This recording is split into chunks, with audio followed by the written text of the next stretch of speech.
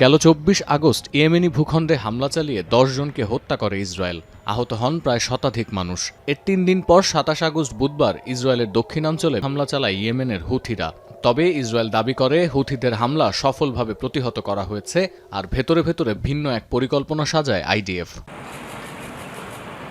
২৪ ঘন্টার ব্যবধানে রাজধানী সানায় হুথি সরকারের গোপন এক সভা লক্ষ্য করে মারাত্মক হামলা চালায় ইসরায়েলি বিমান বাহিনী।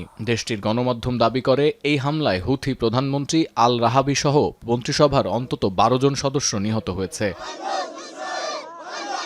২০১৪ সালে আন্তর্জাতিকভাবে স্বীকৃত সরকারকে ক্ষমতাচ্যুত করার পর উত্তর পশ্চিম ইয়েমেনের বেশিরভাগ অংশ নিয়ন্ত্রণ করছে হুথিরা।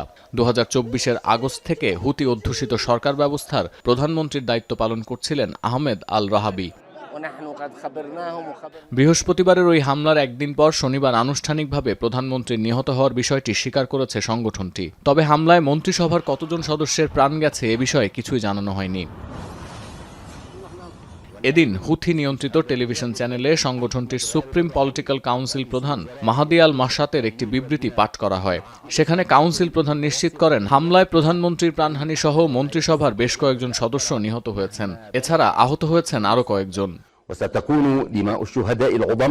তবে দাবি করেন ইয়েমেনে ইসরায়েলি আগ্রাসনের বিরুদ্ধে তাদের অবস্থান বদলাবে না, বরং শহীদদের রক্ত আগামী দিনের প্রেরণা হিসেবে কাজ করবে বলে মন্তব্য করেন মাহাদি আল মাশাত। বিবৃতিতে আরও বলা হয়েছে, হুথি উপপ্রধানমন্ত্রী মোহাম্মদ আহমেদ মিফতা আপাতত আল রাহাবির দায়িত্ব পালন করবেন। গাজায় আগ্রাসনের প্রতিবাদে লোহিত সাগর ও এডেন উপসাগরে ইসরায়েল এবং পশ্চিমাদের জাহাজে হামলা চালিয়ে আসছে ইরান সমর্থিত হুথিরা। বেশ কয়েকবার রাজধানী তেল আবিব সহ ইসরায়েলের বিভিন্ন প্রান্তে হুথিদের মিসাইল হামলা বিপদে ফেলেছে নেতানিয়াহু প্রশাসনকে। ফিলিস্তিনিদের প্রতি সংহতি জানিয়ে রাজধানী সানায় হুথিদের নেতৃত্বে প্রতি সপ্তাহে অনুষ্ঠিত হচ্ছে বিক্ষোভও। এমন প্রেক্ষাপটে ইসরায়েলি এই গোপন বিমান হামলা ইঙ্গিত করে লেবাননের হিজবুল্লাহর পর ইয়েমেনি হুথিদের বিরুদ্ধে শক্ত অবস্থান নিচ্ছে নেতানিয়াহু প্রশাসন। সতীর্থ কর্মকার, এখন বিশ্ব।